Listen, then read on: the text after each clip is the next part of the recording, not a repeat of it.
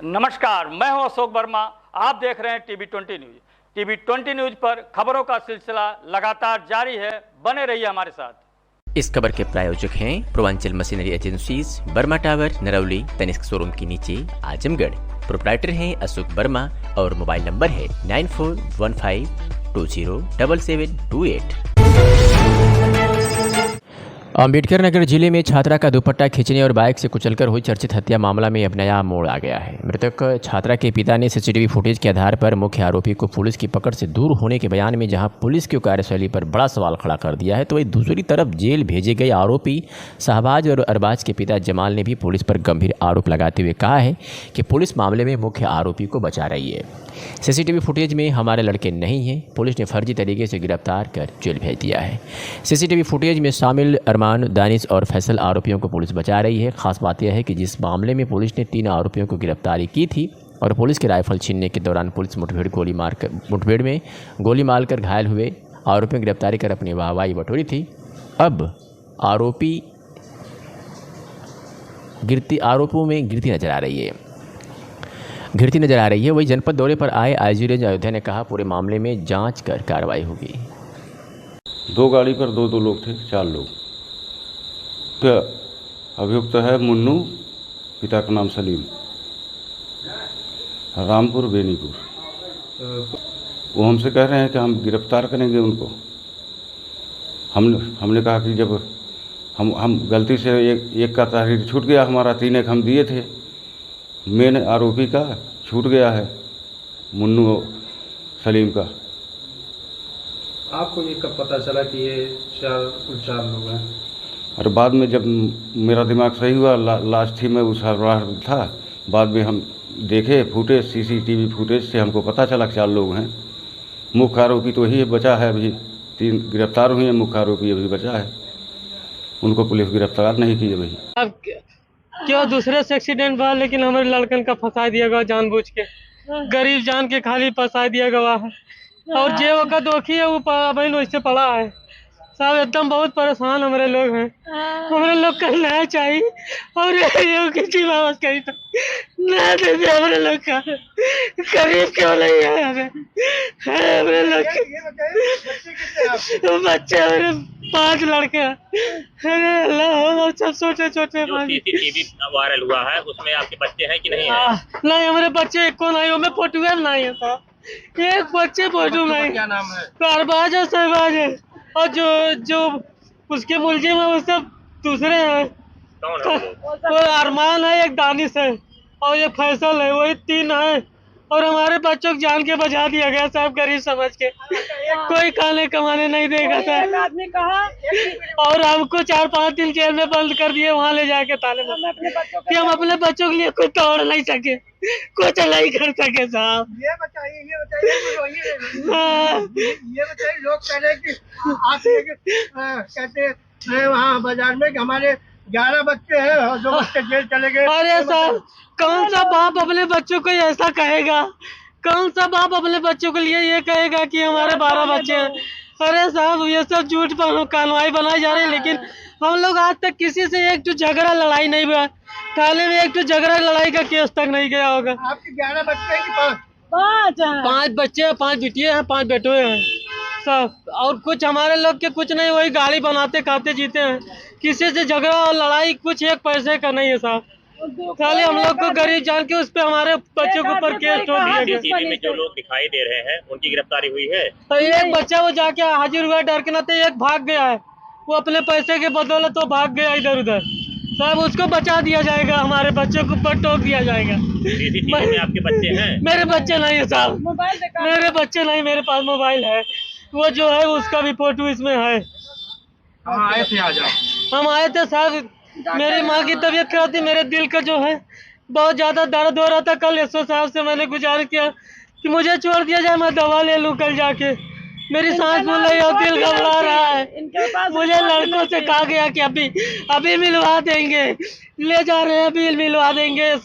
CO साहब से जो है वो करके अभी मिलवा देते हैं। मैं कहा मैं घर नहीं जाऊंगा, तब भी मुझको नहीं छोड़े। और उसके बाद मेरा दिल घबराता, इधर उधर खाली ले जा के बैठा देते थे और कुछ नहीं साहब। मैं बहुत परेशान हूँ, मेरा कुछ चारा नहीं चला, मेरे पास आगे पीछे कोई नहीं है। बेटा तेरा सीसी कैमरे में नाम नहीं है, तुझे नाजायज फंसाया नहीं जाएगा, तुझे नाजायज नहीं फंसाया जाएगा। उसी में हम लोग हौसले में थे कि जो सीसी कैमरे में है और जो निर्दोष है उसको छोड़ दिया जाएगा, जो मुलजिम है उसको पकड़ा जाएगा।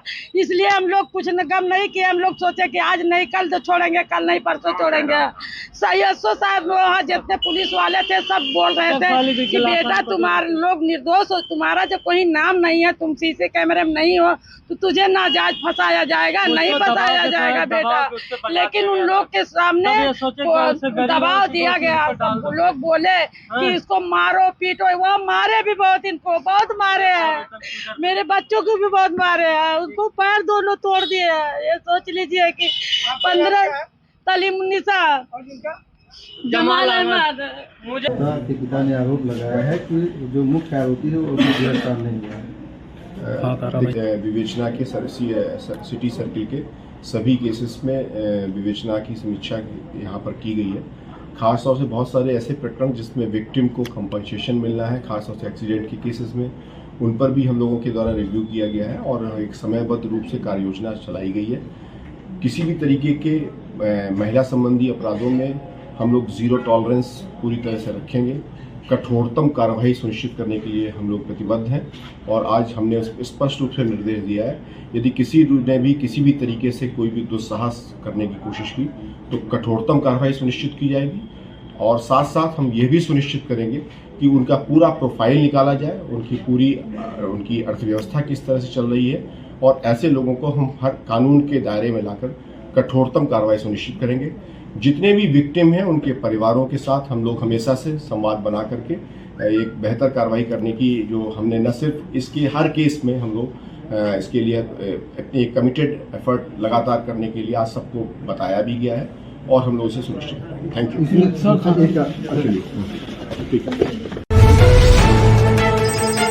अम्बेडकर नगर से खबर है, जहां सिरफिरे प्रेमी द्वारा प्रेमिका उसके दादा की चाकू से गोदकर हत्या की गई है। प्रेमिका की मां और पिता पर भी जानलेवा हमला कर घायल कर दिया गया, जिनकी हालत गंभीर है। प्रेमिका को भी चोटें आई हैं और वह भी अस्पताल में भर्ती है।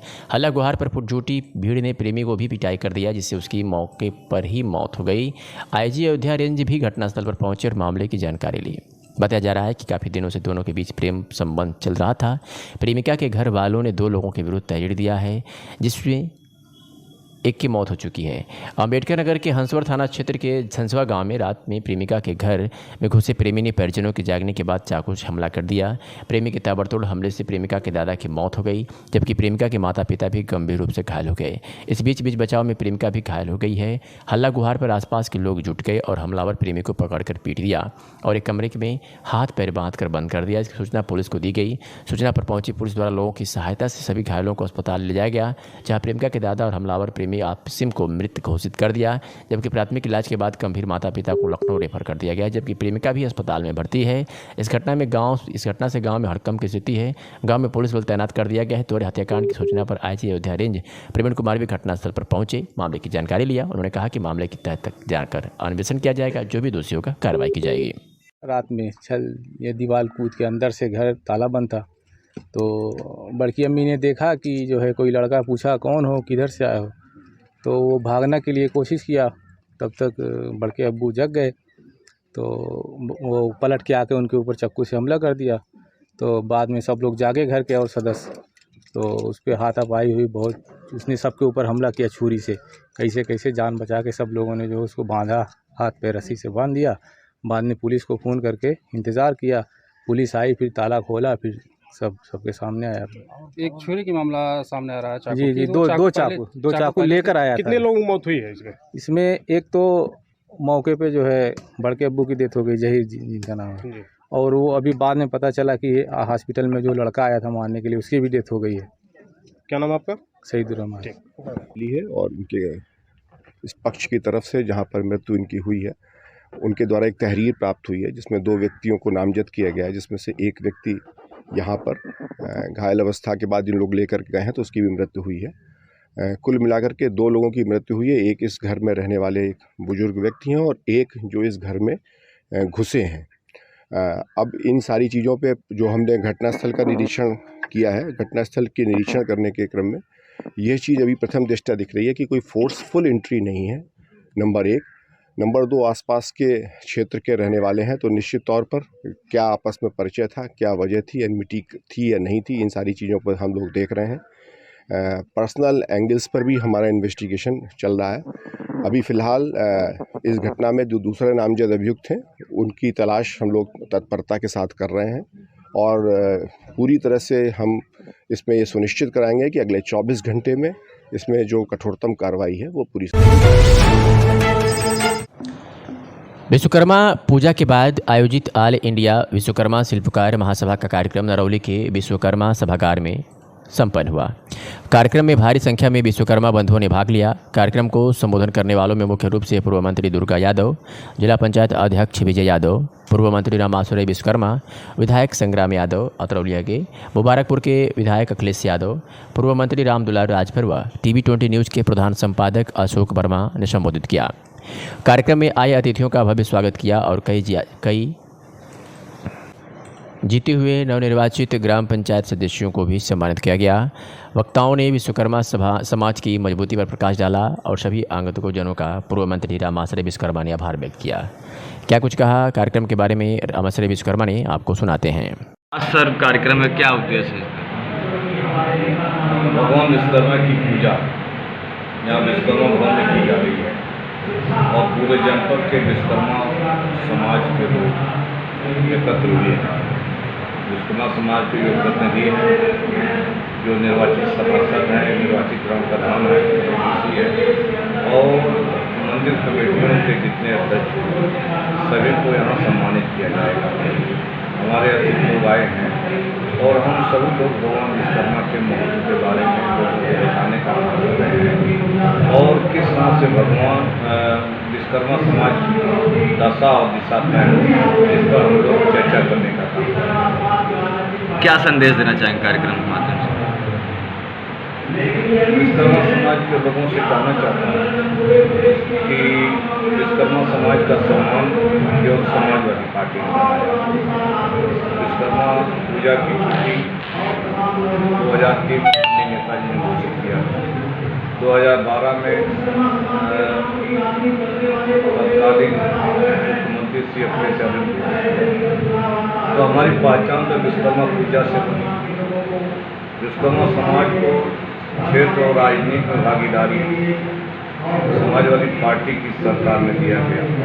हमें 1998 में पहली बार और उत्तर प्रदेश का पहला विश्वकर्मा MLC बनाने का काम किया तो श्रद्धेय नेताजी ने समाजवादी पार्टी सरकार बनाने का काम किया। 2 बार MLC बनाया, 2 बार मंत्री बनाया। तो समाज राजनीति में सरकार में भागीदारी समाजवादी पार्टी ने दिया है, इसलिए सभी विश्वकर्मा लोगों को समाजवादी पार्टी से जुड़ना चाहिए और समाजवादी पार्टी की मदद करना चाहिए। इस बैठक का उद्देश्य क्या रहा? ये बैठक सामाजिक बैठक है। समाज के मुद्दों पर चर्चा करेंगे। आज समाज के बुनियादी मुद्दे हैं कि विश्वकर्मा समाज के नौजवानों को नौकरी रोजगार चाहिए, विश्वकर्मा समाज के विकास के लिए योजनाएं बनानी चाहिए, जो उनके पुश्तैनी कारोबार है उनको जो है सरकारी मदद मिलनी चाहिए, और जो हमारा सम्मान और गौरव है विश्वकर्मा पूजा, जिसको भारतीय जनता पार्टी की सरकार ने निरस्त कर दिया, हम इसकी लड़ाई लड़ रहे हैं। ये सरकार लागू करे और नहीं अगर लागू करती है हम अपनी सरकार बना करके विश्वकर्मा पूजा की सार्वजनिक विकास को लागू कराने का काम करें। पुरानी पेंशन बहाली के लिए सतत संघर्षरत संगठन अटेवा की ब्लॉक इकाई सठियाओं की एक बैठक ब्लॉक सभागार में हुई। बैठक की अध्यक्षता ब्लॉक अध्यक्ष आलोक राय तथा संचालन ग्रामीण सफाई कर्मचारी संघ के ब्लॉक अध्यक्ष लक्ष्मण प्रसाद ने किया। बैठक को संबोधित करते हुए ब्लॉक के संरक्षक विनोद यादव ने बताया कि 1 अक्टूबर को दिल्ली की रामलीला मैदान में पुरानी पेंशन बहाली के लिए एक बड़ी रैली होगी, जिसमें देश भर के लाखों शिक्षक, कर्मचारी, अधिकारी प्रतिभाग करेंगे। अटेवा मुबारकपुर इकाई के संरक्षक असरार अहमद ने बताया कि पेंशन संकनाद रैली में ब्लॉक के सभी सफाई कर्मचारी, शिक्षक, अधिकारी अपने पुराने पेंशन की बहाली के लिए लगातार संघर्ष करते रहेंगे। ब्लॉक की महिला प्रकोष्ठ प्रभारी प्रतिभा गौतम ने बताया कि बैठक संबंधित सभी तैयारियां आज पूरी कर ली गई हैं। सबको जरूरी दिशा निर्देश दे दिया गया है। ब्लॉक की मातृशक्तियां भी अपनी बुढ़ापे की लाठी के लिए भारी संख्या में दिल्ली में प्रतिभाग करेंगी। आज की इस बैठक में महामंत्री सुनील यादव, ब्लॉक प्रवक्ता सतंजय यादव, ब्लॉक उपाध्यक्ष आलोक गुप्ता, ब्रजभान चौहान, इंद्रजीत चौहान, राकेश शर्मा, दीनदयाल, मनीष राय, प्रशांत मिश्रा सहित तमाम लोग मौजूद रहे।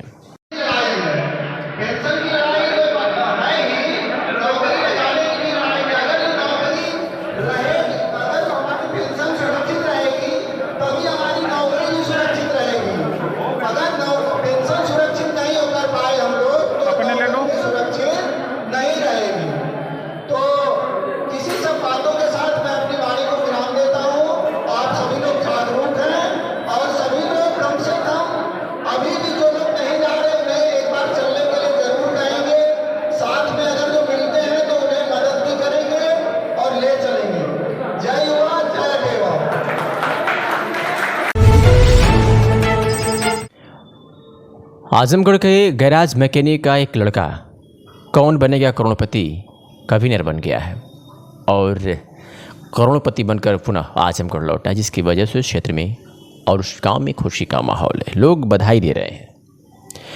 बता दें कि अमिताभ बच्चन के लोकप्रिय कार्यक्रम कौन बनेगा करोड़पति में 1 करोड़ की धनराशि जीतने वाले जनपद निवासी जसलीन कुमार से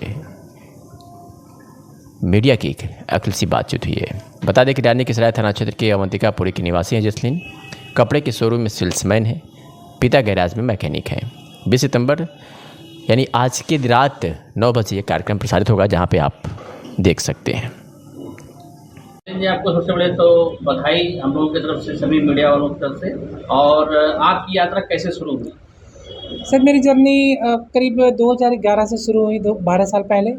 और मैं अपनी लाइफ में, मेरा एक मोटिव था, मेरा एक मकसद था कि जब मेरी आर्थिक स्थिति घर की कमज़ोर हो रही थी और पढ़ाई कहीं न कहीं छूट गई, तो मेरे पास कोई ऑप्शन नहीं था सिर्फ प्राइवेट जॉब करने के अलावा। लेकिन कुछ घर के ऐसी हालात थे, स्थिति ऐसी थी कि मुझे कहीं न कहीं फाइनेंस इशू को मजबूत करना था और उसको बड़े स्तर पे ले जाके अपने घर का जो भी ज़रूरत है उसको पूरी करनी थी। तो केबीसी का मंच ही मुझे दिखा उस समय 2011 में। और केबीसी एक ऐसा मंच था जो शिक्षा से जुड़ा हुआ था और मैं शिक्षा से बड़ा मेरा लगाव रहा है। भले ही मैं आगे अपनी कोई बड़ी पढ़ाई नहीं कर सका, लेकिन जीवन में बस कुछ बनना चाहता था और कुछ करना चाहता था, वो शिक्षा से ही उसका संबंध हो। तो केबीसी एक ऐसा मंच था जिससे मुझे लगा कि यहाँ से मैं कुछ अपने जीवन के सपने, जो मेरे मकसद हैं, जो मेरे घर की स्थिति है, जो मेरे परिवार की प्रॉब्लम्स हैं, मेरे जो शौक़ सपने हैं, वो यहाँ से पूरा हो सकता है। फिर मैं निरंतर कोशिश करता रहा। 2011 से मैंने एक बार ऑडिशन भी दिया था 2013 में केबीसी के लिए, लेकिन उस समय मैं सेलेक्ट नहीं हो पाया। इसके बावजूद भी मैंने अपनी हिम्मत नहीं हारी और मैं लगातार कोशिश करता रहा। फाइनली 2023 में वो दिन आ ही गया जिसका मुझे इंतज़ार था। और काफ़ी प्रोसेस हैं केबीसी के जाने के लिए। उसमें कई राउंड आपको सवालों के जवाब देने होते हैं, ऑडिशन है, टेस्ट प्रक्रिया रहती है और उसके बाद जब आपका सिलेक्शन होता है तो आप मुंबई के लिए जाते हैं, तो उसमें भी एक राउंड फास्टेस्ट फिंगर का होता है। उसके बाद फिर अमिताभ बच्चन जी के सामने आपको 16 प्रश्न आते हैं जो आपका कौन बनेगा करोड़पति का जो टाइटल है उसके लिए।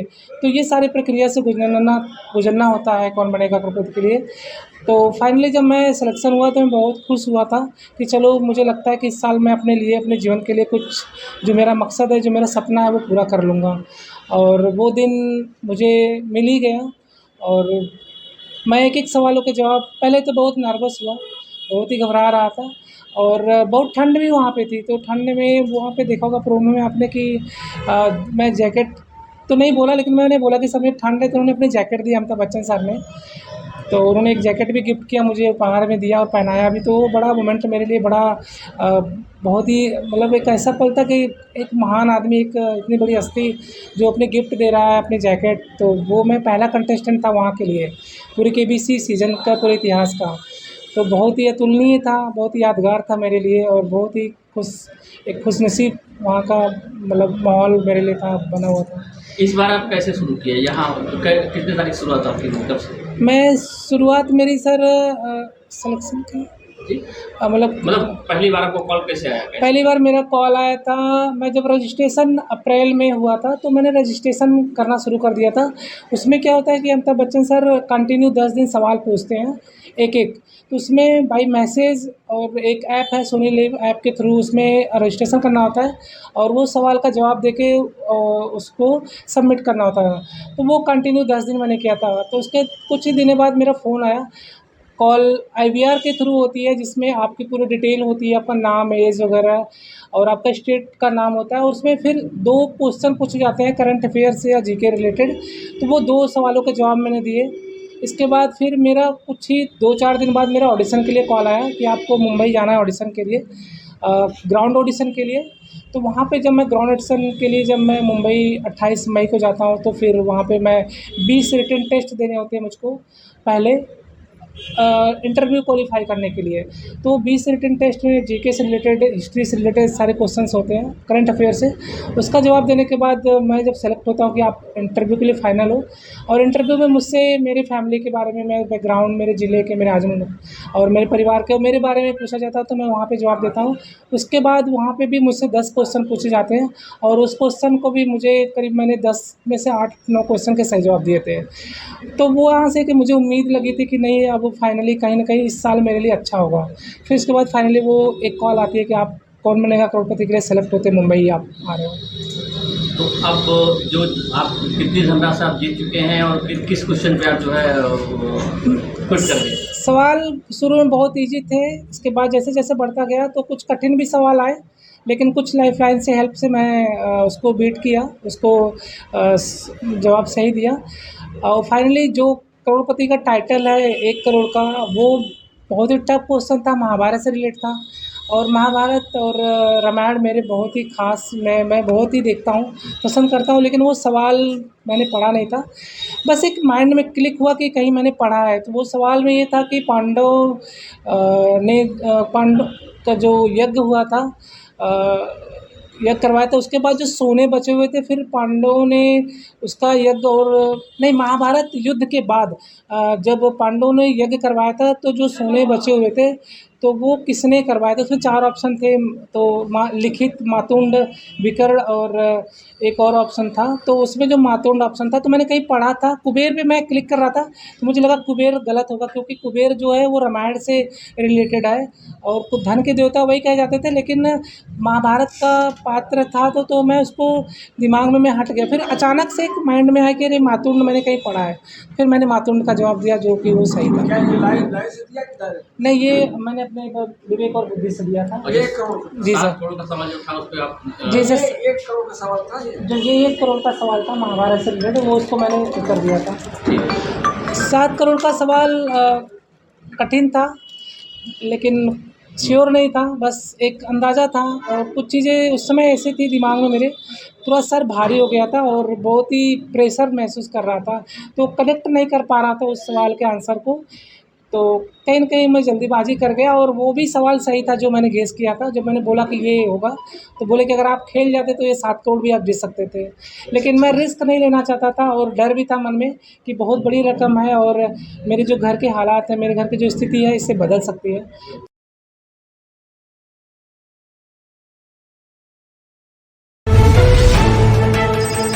मेहनगढ़ थाना क्षेत्र के टिसौरा गांव निवासी 17 वर्षीय नाबालिग ने थाने पर तहरीरी सूचना दी कि मेरे गांव का अतुल सरोज पुत्र स्वर्गीय भानु सरोज 18 सितंबर को रास्ते में जाते समय छेड़खानी करने लगा। जब मेरे द्वारा छेड़खानी का विरोध किया तो अतुल और उसकी मां किस्मती देवी द्वारा गाली गुप्ता देते हुए मुझे लात घूंसा से मारने पीटने लगे और दांत से उंगली में काट ली। उसके बाद इन लोगों द्वारा मुझे जान से मारने की धमकी दी गई, जिसके संबंध में स्थानीय थाने पर 18 सितंबर को मेहनगढ़ थाने में नामजद तहरीर दी। पीड़िता की तहरीर पर सुसंगत धारा में रिपोर्ट दर्ज कर मुकदमा प्रचलित था। आरोपी सरगर्मी की तलाश जारी थी। बुधवार को समय करीब 11 बजे उप निरीक्षक राम अवध यादव मई हमराई के साथ क्षेत्र में थे कि मुखबिर खास की सूचना पर पुलिस ने इसे गिरफ्तार किया। आजमगढ़ जिले के सिधारी थाना अंतर्गत मतौलीपुर के ग्रामीणों ने बुधवार को दिन में कलेक्ट्रेट पहुंचकर प्रदर्शन कर नेशनल हाईवे से गांव तक सर्विस रोड की मांग की। जमकर नारेबाजी करते हुए जिला प्रशासन को ज्ञापन सौंपा। जिला पंचायत अध्यक्ष विजय यादव समेत मतौलीपुर गांव के लोगों ने बताया कि उनके गांव के सामने नेशनल हाईवे के बन जाने से गाँव के लोग कई किलोमीटर घूमकर सफर तय करके अपने गाँव तक पहुँच पाते हैं। इसको लेकर कई बार अधिकारियों को अवगत कराया गया कि NHI द्वारा खोजापुर से मतौलीपुर तक सर्विस रोड बनाया जाए, लेकिन कोई सुनवाई नहीं हो रही है। सर अपना परिचय बता दें। सर मैं मनोज कुमार निसार वर्तमान प्रधान मतौलीपुर का हूँ। क्या प्रकरण है आज आप यहाँ जिलाधिकारी कार्यालय? सर मैं NHI के बगल से सर्विस रोड के लिए हमारे पूरे जो क्षेत्र की जनता आई है उसी की मांग के लिए हम लोग उपस्थित हुए हैं। कम से कम 12-13 गाँव रसिक है रास्ता के लिए। रास्ता हम लोग को बहुत जरूरी है सर, आवश्यकता है। इससे पहले भी आपने हाँ सर, इसके पहले भी सर हम लोग हाईवे पर धरना प्रदर्शन किए थे, लेकिन हम लोग को मतलब 5-6 बार हम लोग धरना प्रदर्शन कर चुके जब से NHI का रास्ता बना है। NHI वाले हम लोगों से वादा करके आप लोगों को रास्ता हम लोग देंगे, लेकिन सर नहीं दे रहे हैं। तो उसमें जिसका खेत है उसका कहना है कि NHI ने हमें पैसा सर उनके खेत से हमसे क्या मतलब है? NHI से मतलब है ना। हाँ हमको NHI से मतलब है। वो रास्ता बता रहे हैं कि जैसे हमारे खेत में ये रास्ता मांग रहे हैं। नहीं तो सर गलत है ना। वो NHI विभाग उनका नाप पर क्लियर करे उनका कहाँ तक है। NHI विभाग का जिम्मेदारी है सर ना, वो अपनी जमीन सीमांकन करे कहाँ तक है। क्या चाहते हैं आप लोग? हम लोग सर सर्विस रोड हम लोगों को बहुत आवश्यकता है सर। सर्विस रोड हम लोगों को आवश्यकता है, चाहिए। ठीक क्या मांगों को लेकर ज्ञापन दिया गया? जैसे कि आज मतौलीपुर गांव, उसके साथ साथ कम 10 गांव प्रभावित हो रहे हैं। जो 4 लेन बनी हुई है उसके बगल से सर्विस लेन चाहिए। अगर ये सर्विस लेन नहीं बनता है तो 10 गांव प्रभावित होंगे, आने जाने का रास्ता बाधित हो जा रहा है और ये बहुत ही बड़ी समस्या है ग्राम सभाओं की। तो कम से कम हमें लगता है ये 3 किलोमीटर या 4 किलोमीटर से रोड है ये सर्विस लेन का। अगर ये बन जाता है तो 10 गाँव का बहुत ही लाभ होगा इससे। इसी की मांगों को लेकर यहाँ पर सब लोग उपस्थित हुए हैं। और एक मामला है मतौलीपुर का चकबंदी का मामला है जो काफ़ी दिनों से रुका हुआ है। ऑर्डर भी हो चुका है हाई कोर्ट से, DM साहब का भी आदेश हुआ है। पता नहीं क्यों चकबंदी विभाग में रुका हुआ है। इस वजह से सभी लोग इकट्ठा होकर यहाँ पर उपस्थित हुए हैं DM साहब के यहाँ कि अपनी बातों को रखा जाए और इस पर जल्द से जल्द कार्रवाई की जाए। ठीक। विश्वकर्मा पूजा के बाद आयोजित ऑल इंडिया विश्वकर्मा शिल्पकार महासभा का कार्यक्रम नरौली के विश्वकर्मा सभागार में संपन्न हुआ। कार्यक्रम में भारी संख्या में विश्वकर्मा बंधुओं ने भाग लिया। कार्यक्रम को संबोधन करने वालों में मुख्य रूप से पूर्व मंत्री दुर्गा यादव, जिला पंचायत अध्यक्ष विजय यादव, पूर्व मंत्री रामासुरई विश्वकर्मा, विधायक संग्राम यादव अतरौलिया के, मुबारकपुर के विधायक अखिलेश यादव, पूर्व मंत्री रामदुलार राजभरवा, TV20 न्यूज़ के प्रधान संपादक अशोक वर्मा ने संबोधित किया। कार्यक्रम में आए अतिथियों का भव्य स्वागत किया और कई जीते हुए नवनिर्वाचित ग्राम पंचायत सदस्यों को भी सम्मानित किया गया।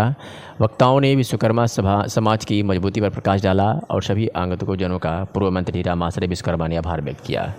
क्या कुछ कहा कार्यक्रम के बारे में रामासुरई विश्वकर्मा ने, आपको सुनाते हैं। सर कार्यक्रम में क्या उद्देश्य है? भगवान विश्वकर्मा की पूजा यहाँ विश्वकर्मा भवन में की जा रही है और पूरे जनपद के विश्वकर्मा समाज के लोग एकत्र हुए हैं। विश्वकर्मा समाज के जो प्रतिनिधि हैं, जो निर्वाचित सभासद हैं, निर्वाचित ग्राम प्रधान है, और मंदिर कमेटियों के जितने अध्यक्ष सभी को यहाँ सम्मानित किया जाएगा। हमारे अतिथि लोग आए हैं और हम सभी लोग भगवान विश्वकर्मा के महत्व के बारे में लोगों को बताने का काम कर रहे हैं और किस तरह से भगवान विश्वकर्मा समाज की दशा और दिशा तय हो, इस पर हम लोग चर्चा करने का काम कर रहे हैं। क्या संदेश देना चाहेंगे कार्यक्रम के माध्यम से? विश्वकर्मा समाज के लोगों से कहना चाहता हूँ कि विश्वकर्मा समाज का सम्मान केवल समाजवादी पार्टी ने बनाया। विश्वकर्मा पूजा की छुट्टी 2003 में नेताजी ने घोषित किया था। 2012 में तत्कालीन मुख्यमंत्री श्री अखिलेश यादव ने घोषित किया।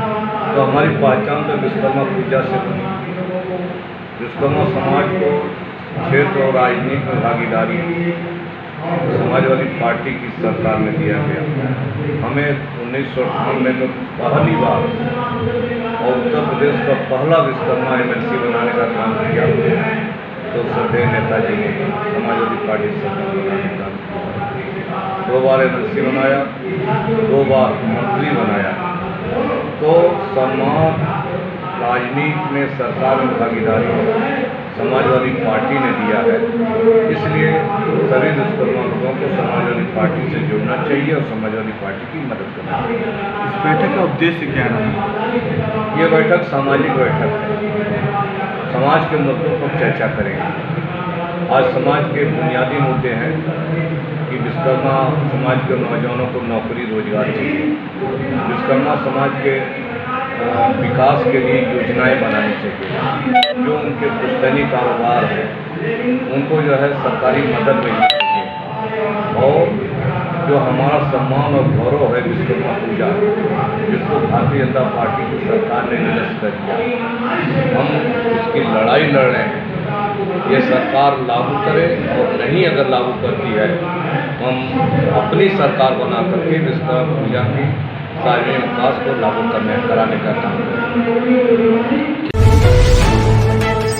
स्वच्छता पखवाड़ा अभियान के तहत स्वच्छता ही सेवा कार्यक्रम में जनपद आजमगढ़ में रेलवे स्टेशन आजमगढ़ पर स्काउट गाइड जिला संस्था आजमगढ़ में रेलवे स्टेशन के अधिकारीगण की उपस्थिति में रेलवे स्टेशन पर विशेष कार्यक्रम किया गया, जिसमें जन जागरण रैली एवं स्वच्छता अभियान नुक्कड़ नाटक किया गया, जिसमें मुख्य रूप से उच्च प्राथमिक विद्यालय जाफरपुर, विकासखंड पलहनी, आजमगढ़ के स्काउट एवं कलर पार्टी तथा DAV कॉलेज आजमगढ़ की रेंजर एवं स्टेशन अधीक्षक श्री DB सिंह व अभिषेक कनक, स्टेशन मास्टर एवं अवधेश यादव, जिला संगठन कमिश्नर स्काउट आजमगढ़ एवं अजय यादव IT कोऑर्डिनेटर सहित अन्य अधिकारी उपस्थित रहे। नमस्कार दोस्तों, जैसा कि आप देख रहे हैं हमारी टीम में उपस्थित है और हम सभी आपके सामने एक छोटा सा प्रोग्राम प्रस्तुत करना चाहते हैं, जिसका मोटो है स्वच्छ भारत मिशन। और आप कहेंगे कि आपने यही प्रांगण यही क्यों चूज किया, यही स्थल?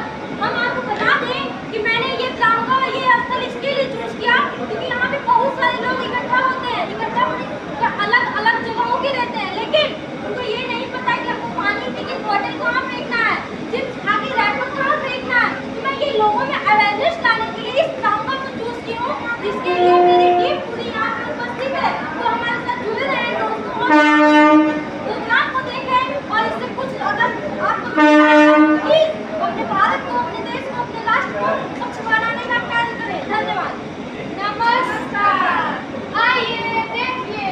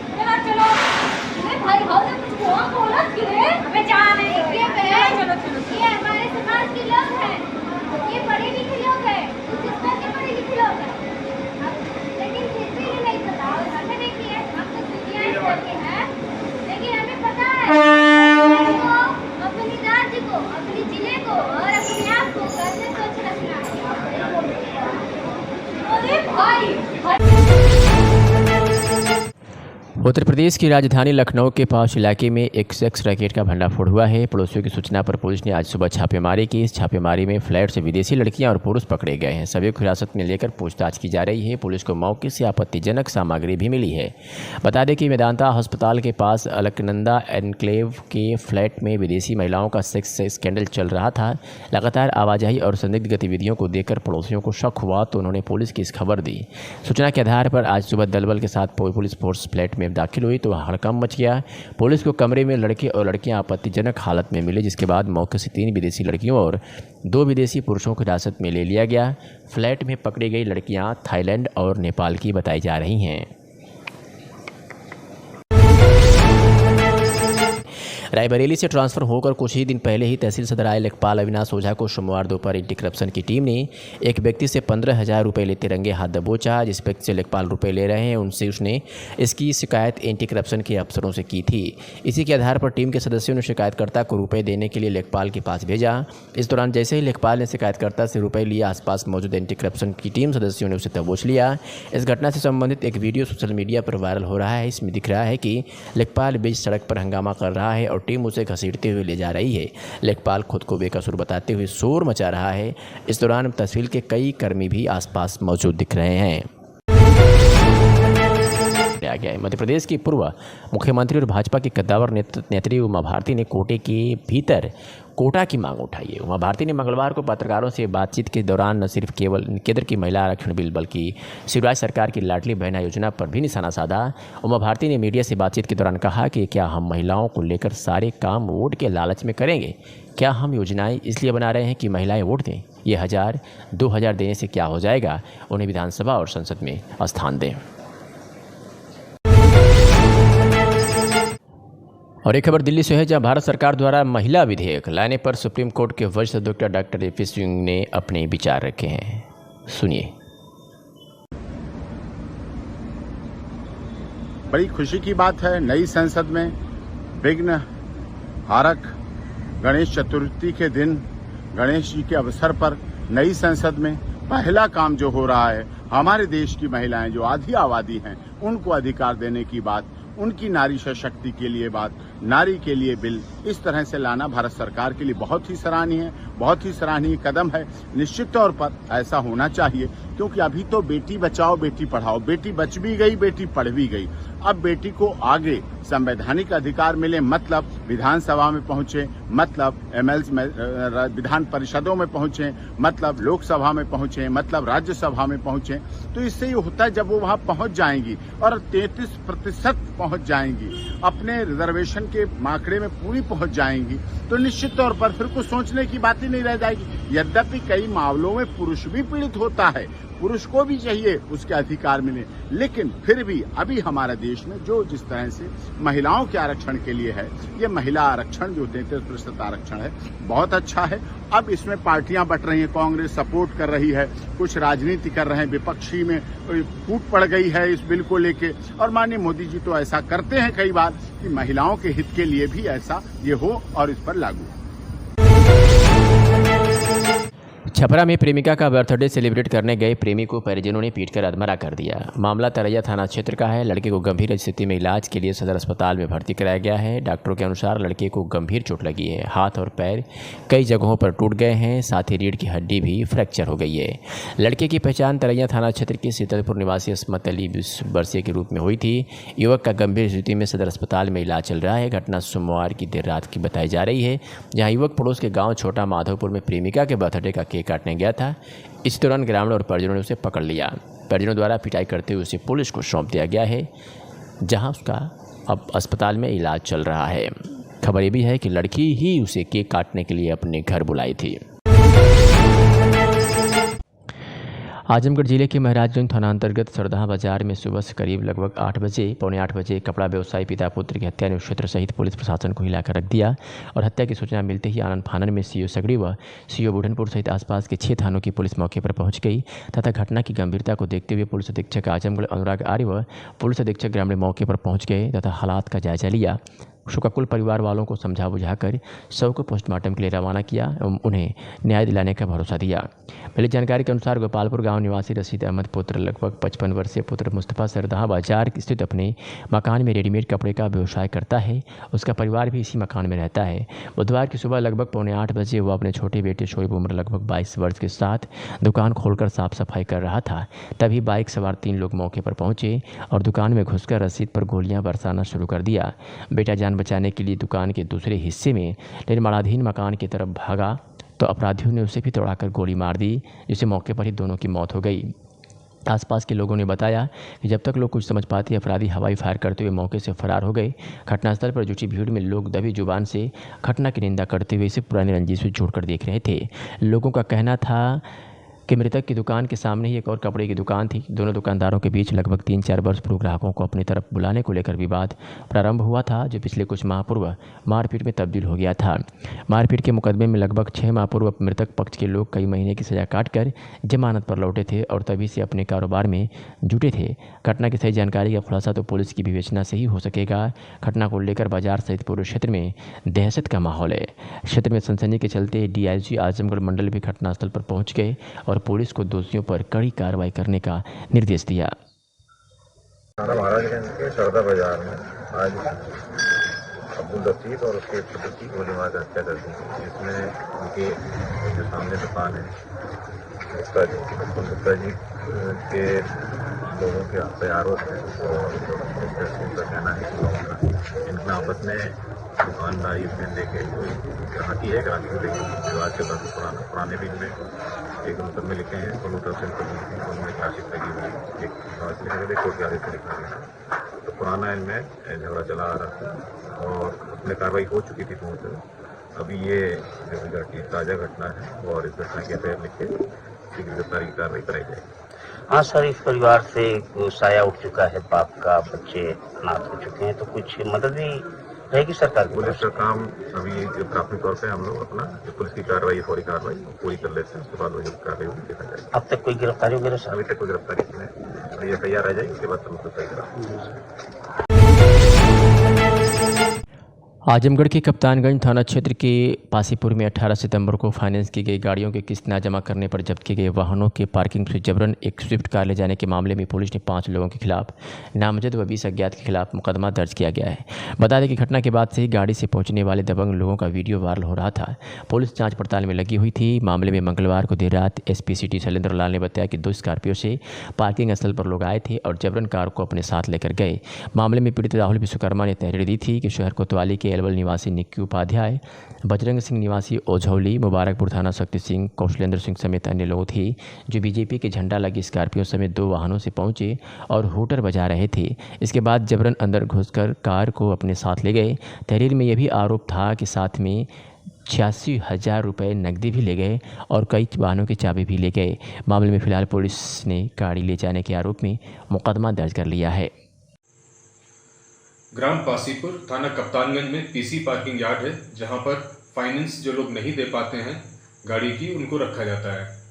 इनके मैनेजर के द्वारा शिकायत करी गई कि 18 तारीख में लगभग 3 बजे दोपहर में करीब 15-20 लोग आए 2 स्कॉर्पियो से और मारपीट करके एक स्विफ्ट गाड़ी जो ये लोग लेकर आए थे उसको लेकर चले गए। इस संबंध में मुकदमा अपराध संख्या 251/23 धारा 395 IPC का थाना कप्तानगंज पे कायम किया गया है। इसमें 5 लोग नामजद हैं व 15-20 लोग अज्ञात हैं। विवेचना की जा रही है और साक्ष्यों के आधार पर जो सही पाया जाएगा उसके अनुसार अग्रिम कार्रवाई की जाएगी।